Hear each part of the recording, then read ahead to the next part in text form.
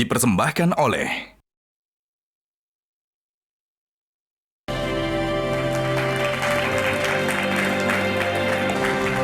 Ya, baik pemirsa, kami lanjutkan. Kalau tadi kita menangkap penjelasan dari Mbak Roro soal salah satu yang sempat viral ada soal greenflation, dan itu juga terjadi gimmick saling sindir antara Mas Gibran dengan Pak Mahfud. Bagaimana Anda melihat jalannya debat tadi malam, Mas Islah?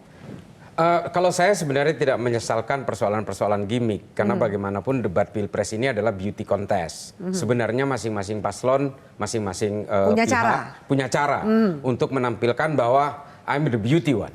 I'm the most beauty one than the others. Itu kan pasti. Yang paling saya sayangkan adalah ada humiliation di situ, ada penghinaan. Nah ini yang betul-betul. Anda nggak melihat itu sebagai entertainment yang disampaikan oleh Mbak Roro tadi? Ya, humiliation bukan entertainment, jelas bukan. Sangat secara definitif. Di mana yang Anda anggap sebagai sebuah ya ketika dia mengatakan, Prof, saya pikir Anda seorang profesor kan. Ini kan humiliation. Artinya gini loh, berusaha mendowngrade Pak Mahfud selevel Gibran. Yang saya salut kepada Pak Mahfud adalah kesabarannya. Coba bayangkan, kalau saya jadi Pak Mahfud, mungkin saya akan terpancing dan saya akan ikut panas. Untungnya makom Pak Mahfud udah beyond gitu loh. Dia berusaha bersabar sehingga akhirnya dia daripada dia terlibat dalam satu perdebatan yang tidak substantif, akhirnya dia menolak. Dilemparkan kembali ke moderator. Dilemparkan kembali kepada moderator. Ya. Ini yang amat saya sayangkan. Memang sebuah debat itu pernah dilakukan oleh Trump dengan Biden. Dan apa yang terjadi ketika itu? Biden dianggap rudeness. Dianggap dia itu tidak sopan, kasar terhadap Biden yang lebih senior. Sehingga akhirnya apa? Mempengaruhi persepsi orang Amerika untuk tidak memilih Trump dan Trump kalah. Anda melihat efek itu akan terjadi? Pasti, pasti. Amerika yang seliberal itu juga masih melihat senioritas dan juniornya ketika berperilaku soal etika, soal moral, dan soal bagaimana gestur orang untuk menghargai orang yang lebih senior. Itu Amerika. Saya tinggal di Amerika bertahun-tahun dan orang Amerika itu paling liberal among the earth menurut saya ya. Tapi menurut saya Indonesia akan jauh lebih menghargai orang yang sopan, orang yang hanya mengandalkan gimmick-gimmick, apalagi melakukan humiliation. Ya. Nah ini akan mempengaruhi kepada elektoral dan memang betul persepsi itu kan akhirnya temuan drone emprit memang persepsi negatifnya 60%. Tinggi, betul. Saya sudah bisa membayangkan itu. Awalnya startingnya Gibran oke nih, ini another element of surprises. Saya sudah berharap begitu. Seperti debat yang pertama saya anggap Gibran melakukan element of surprise. Wah ini element of surprise berikutnya nih. Tapi ternyata kemudian dirusak oleh gimmick-gimmick yang kebablasan yang kemudian berubah menjadi humiliation. Ini membuat orang kemudian seolah-olah menjadi antipati. Anda mau mengklarifikasi soal antara entertainment, jahilnya anak muda dengan bersikap tidak hormat kepada yang lebih tua? Silakan Mbak Roro. Jadi kembali lagi bahwa esensi dari semua ini yaitu adalah bagaimana kita bisa meningkatkan kepahaman publik terhadap terminologi yang sangat amat berkaitan dengan masa depan bangsa. Karena ketika kita mengacu terhadap tadi definisi greenflation itu memang berbeda dengan ekonomi hijau.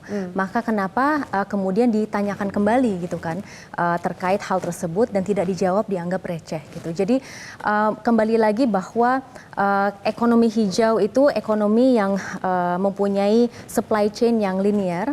Sedangkan kalau ekonomi berkelanjutan kan sirkular. Tapi intinya adalah bahwa sebetulnya kalau kita melihat dari segi etika ya Mbak ya, kalau mengecap Mas Gibran sebagai sosok yang tidak punya etika, itu saya menganggap tidak benar. Karena kalau kita melihat bagaimana beliau kemudian seusai debat selesai, beliau menghampiri masing-masing paslon, cium tangan, aksi cium tangan gitu ya. Itu sebenarnya untuk menebus kesalahan pada saat debat atau gimana tuh? Bukan. Untuk menetralisir. Bisa lihat di debat-debat sebelumnya. Itu juga dilakukan? Atau interaksi-interaksi lainnya dengan mereka. Itu bentuk hormat beliau sebagai orang yang lebih junior. Tetapi pada hal ini mereka berkontestasi semuanya masing-masing pukul rata sebagai cawapres gitu ya. Tetapi adab itu masih ada Mbak. Masih dipegang oleh Gibran. Kita nggak bisa juga mengecap seseorang seolah-olah tidak beretika 100%. Atau tidak beretika sama sekali. gitu. Itu kan Silakan, juga masih saat Saya terus terang begini, Gibran juga Baru. cium tangan memang kita juga lihat sama-sama dan itu dilakukan konsisten dalam setiap debat. Ya betul. Kalau cium tangannya saya lihat juga. Bahkan ada salah satu cuitan di dalam Twitter gitu. Nih lihat nih Pak Mahfud nggak bakal nerima salamannya dari Gibran nih. Dia pikir mungkin ya ini buzzernya 02 ketika itu yang ngomong. Dia pikir mungkin Pak Mahfud sama seperti Prabowo yang kamu salaman dengan Mas Anies gitu. Beda makom lah. Beda makom. Okay. Nah yang saya lihat memang ya kalau kita mau melihat ini adalah tentang bangsa masa depan. Ya. Maka seharusnya yang kita lihat itu bukan hanya soal pemikirannya, tapi juga bagaimana gesturnya dia, bagaimana postulat pemikirannya itu, dan bagaimana dia mengapresiasi orang lain di dalam debat. Sekali lagi saya ulangi, debat ini adalah beauty contest.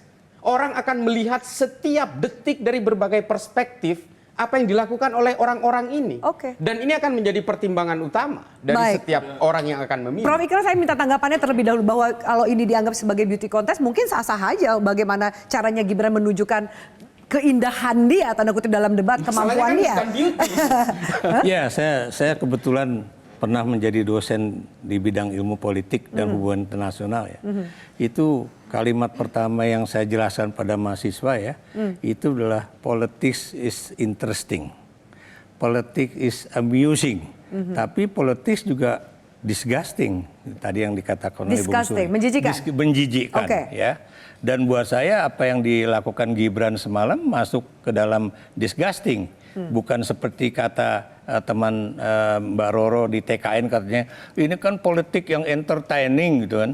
Buat saya nggak entertaining. Kenapa? Satu ya, Gibran itu sendiri nggak ngerti apa itu greenflation itu sendiri karena penjelasan dia mengenai orange rompi ya, rompi orange yang rompi kuning di Paris. itu setiap hari Sabtu mogok di Paris di dekat istana itu ya.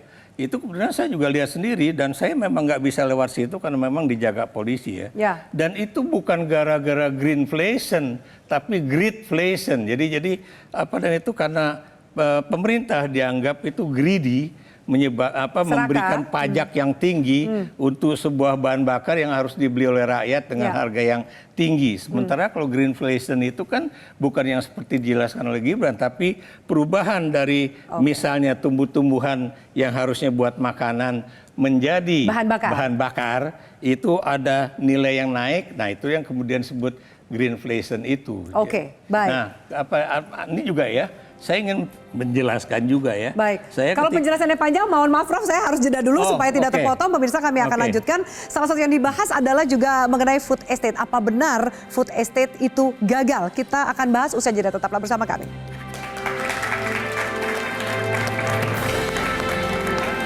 Misalnya seperti food estate yang gagal dan merusak lingkungan, yang benar aja. Rugi dong kita.